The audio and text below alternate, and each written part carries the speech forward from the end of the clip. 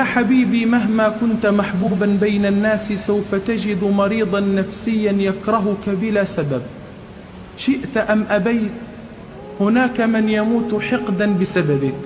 ويا صديقي لا تسمح لأي إنسان كائنا من كان أن يستهزئ بك، فأنت لست بفاشل. وقل له كما تراني أراك مهما كان مستواك، حياتك الشخصية خط أحمر، إياك أن تقبل الإهانة على نفسك في سبيل الحفاظ على زواج أو مال أو شغل.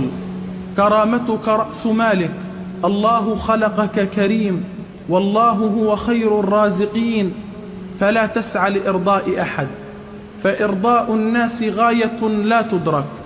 لا تجعل همك هو حب الناس. الإنسان الذي يبني لنفسه مجدا لا يلتفت لكلام الناس. والله لو علمت السرعة التي سينساك بها الناس بعد موتك لعشت حياتك كلها لله.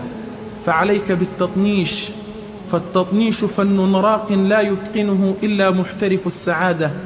وإياك أن تندم أنك عاملت الناس بطيبة قلبك وصفاء نيتك. يكفي أن الله تبارك وتعالى يرى خالص نواياك، وعلى نياتكم ترزقون. ومن عاش بصفاء النية نجاه الله من كل بلية، ومن عاش بالمكر مات بالفقر. وضع هذا الكلام حلقة في أذنك. لا حيلة في الرزق، ولا شفاعة في الموت، ولا راحة في الدنيا، ولا راد لقضاء الله وقدره، ولا سلامة من ألسنة الخلق. سيقال عنك ما ليس فيك. فيا حبيبي بالله عليك إن لم تكن تعرفني فأكرمني بحسن ظنك.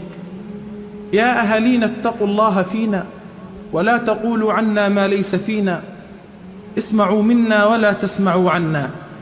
وفي النهاية أتمنى الشفاء العاجل للمصابين بمرض الغل والحقد والحسد وكراهية الخير للناس.